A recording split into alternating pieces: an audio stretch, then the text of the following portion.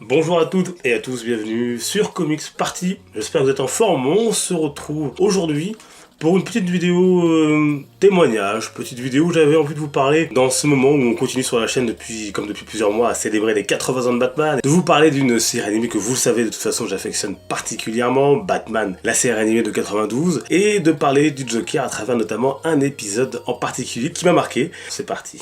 Vous le savez, Batman célèbre cette année ses 80 ans d'existence avec tout un tas de festivités un peu partout, y compris en France d'ailleurs. Par exemple, les Galeries Lafayette ont customisé leur entrée et dans quelques semaines, nous découvrirons aussi dans les salles obscures le Joker interprété par Joaquin Phoenix, un film plus que prometteur au vu des bandes annonces et des critiques sans compter que le film a raflé il y a quelques jours à la Mostra de Venise, chose extrêmement rare pour ce festival, le Lion d'Or. Comics en premier, puis cinéma, séries télé, bien des œuvres ont su nous faire vivre les aventures de ce justicier de la nuit et de son ennemi juré, Joker. Mais s'il y en a bien une pour laquelle je garde une affection particulière, vous le savez, c'est Batman, la série animée de 92, et ce n'est pas un hasard d'ailleurs si la toute première vidéo de la chaîne est un unboxing de l'intégrale de cette œuvre. Et je ne vous parle même pas de la fierté et de la joie que j'ai eu à rencontrer en 2016 l'un de ses papas, Bruce Timm, à la Paris Comics Expo, événement qui n'existe malheureusement plus aujourd'hui. Si vous me suivez depuis un certain temps, vous devez savoir donc que cette série a été l'une de mes premières rencontres, étant petit dans la fin des années 90 avec le monde des super-héros et avec Batman, avant de découvrir plus tard le monde foisonnant des comics. Une série donc captivante qui ne prônait pas les jeunes spectateurs pour des idiots et qui au contraire leur proposait des scénarios riches et relevés.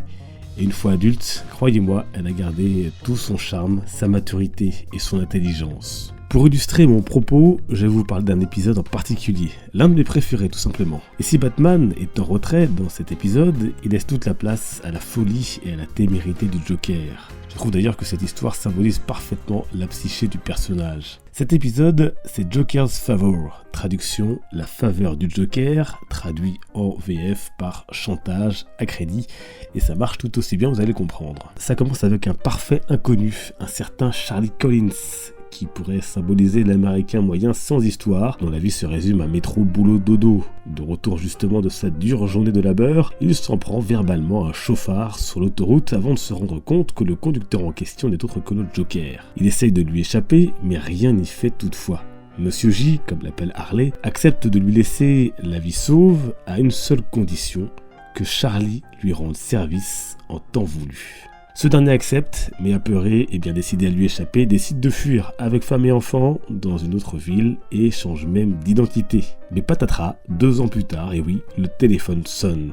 Et c'est bien évidemment le Joker qui n'a pas perdu sa trace et qui appelle tout simplement son ami Charlie pour qu'il lui rende le service promis. En l'occurrence ici, transformer une soirée organisée en l'honneur du commissaire Gordon en nuit de terreur. Collins n'a d'autre choix que d'accepter et se laisse embarquer dans ce plan machiavélique. Alors l'épisode est vraiment prenant et chacun peut s'identifier à ce pauvre Charlie qui se retrouve pris dans une spirale qui le dépasse largement. On voit là aussi toute l'ingéniosité et la folie du Joker, sans compter son emprise et sa torture psychologique sur ses victimes. Je vous l'assure, l'obstination du Joker pour suivre Collins fait parfois froid dans le dos, aujourd'hui encore. Alors je ne vous raconterai pas la fin si vous n'avez pas vu l'épisode, mais sachez que le final vaut aussi le coup d'œil et le détour, parce que déjà Batman arrive, enfin, et aussi parce qu'on se rend compte que Charlie en a sous le coude, donnant lui-même vie à cette théorie développée que n'importe qui peut devenir fou, rien qu'après une mauvaise journée, ou en l'occurrence ici, une mauvaise rencontre. Cet épisode bien sombre au final et d'une matérialité assez déconcertante quand on y pense pour ce type de série. Alors déjà quand vous le découvrez enfant, et une fois adulte, il vous permet de mieux cerner toute l'étendue de la personnalité des personnages que vous aimez et de découvrir les multiples degrés de lecture. On notera également d'ailleurs que sans être présenté, Harley Quinn fait ici sa toute première apparition. Des épisodes aussi forts, il y en a à l'appel dans cette œuvre, que vous vouliez redécouvrir ou découvrir les origin story de vos personnages préférés. Et je citerai aussi un épisode qui m'a marqué étant petit, Les Enfants de la Nuit.